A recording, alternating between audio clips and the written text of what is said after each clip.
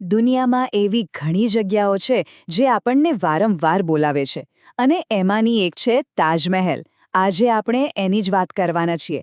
આ ખાલી એક સુંદર ઇમારત નથી, એની પાછળ એક આખી અમર પ્રેમ કહાણી છુપાયેલી છે. ખબર છે, આની શરૂઆત તો એના નામથી જ થાય છે, તાજમહેલ, જેનો મતલબ થાય છે મહેલનો તાજ. નામ પોતે જ એની ભવ્યતા અને સુંદરતા વિશે કેટલું બધું કહી જાય છે, ખરું ને? તો ચાલો સૌથી પહેલાં એ જાણી લઈએ કે આ તાજમહેલ છે શું અને ક્યાં આવેલો છે. તો એ છે ભારતના આગ્રા શહેરમાં, યમુના નદીના કિનારે, અને એ પણ સફેદ આરસ પહાડનો બનેલો એક અદ્ભુત મકબરો.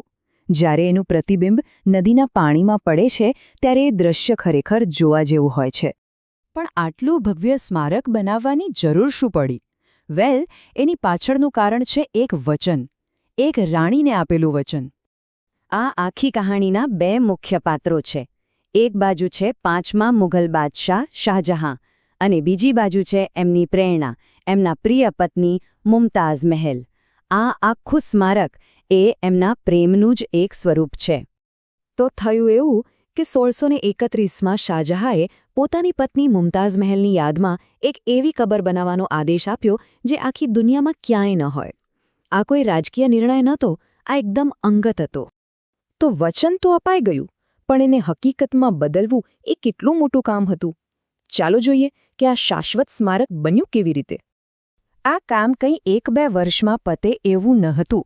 વિચારો, 1631માં શાહજહાંએ આદેશ આપ્યો અને આખું સંકુલ પૂરું થતાં 1653 થઈ ગયું, એટલે કે લગભગ 22 વર્ષ. 1648માં મુખ્ય મકબરો તૈયાર થયો, પણ આસપાસની જગ્યાઓ બનાવતા બીજા 5 વર્ષ લાગી ગયા.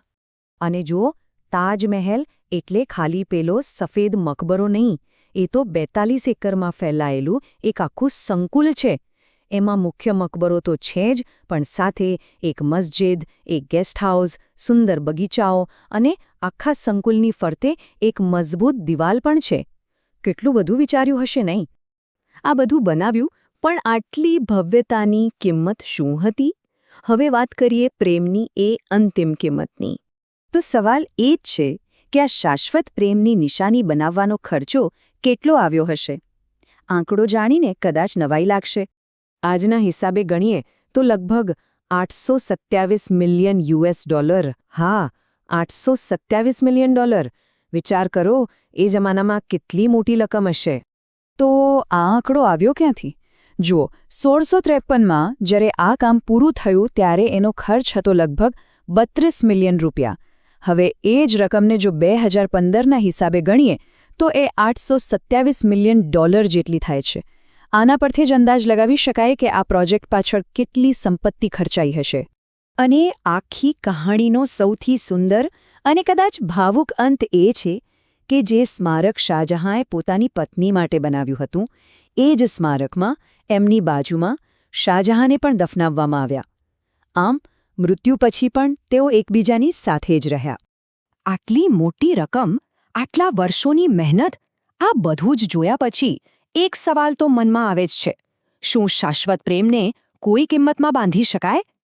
તાજમહેલ કદાચ આપણને એ જ વિચારવા પર મજબૂર કરે છે કે પ્રેમની અસલી કિંમત શું છે.